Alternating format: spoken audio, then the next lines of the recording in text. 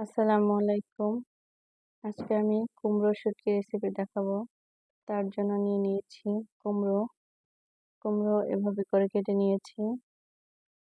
তারপর নিয়ে নিয়েছি কাচকি মাছের শুটকি। আপনারা দেখতে থাকুন। তারপর প্যানে তেল বসিয়ে দেব। তারপর পেঁয়াজ কুচিগুলো দিয়ে দেব। হালকা নেড়ে চেড়ে নেব। আপনারা অবশ্যই প্রথম থেকে শেষ পর্যন্ত দেখবেন। তারপর পেঁয়াজ রসুন বাটা দিয়ে দেব 1 টেবিল চামচ। দিয়ে দেব 1 টেবিল চামচ হলুদ গুঁড়া, দিয়ে দেব 1 টেবিল চামচ মরিচ গুঁড়া, দিয়ে দেব 1/2 টেবিল চামচ জিরা গুঁড়া। তারপর স্বাদ মতো লবণ দিয়ে দেব।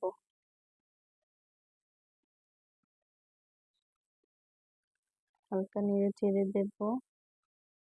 নেড়ে চেড়ে ভালোভাবে কষিয়ে নেব। কষানোর জন্য পরিমাণ মতো অল্প একটু পানি দিয়ে দেব। দিয়ে আবারও নেড়ে চেড়ে দেব।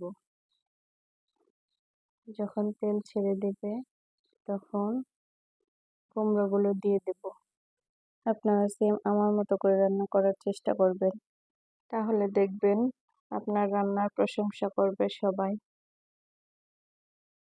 আমি কষানোর ভিতরে শুটকিগুলো দিয়ে দিয়েছি। এখন কষানো হয়ে গেছে। আবারও নেড়ে চেড়ে অল্প পানি দিয়ে ঢাকনা দিয়ে ঢেকে দেব। আর আমার চ্যানেলে ভালো ভালো রান্না পেতে আপনারা ফলো দিয়ে রাখবেন।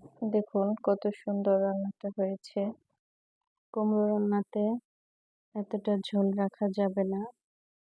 ঝোল রাখলে কুমড়ো তরকারিটা মজা লাগে না। দেখুন কুমড়ো রান্নাটা রেডি। বাটিতে উঠিয়ে নিচ্ছি। কতটা রসালো হয়েছে দেখে খেতে ইচ্ছে করছে। চ্যানেলটা ভালো লাগলে লাইক, কমেন্ট, শেয়ার করে যাবেন।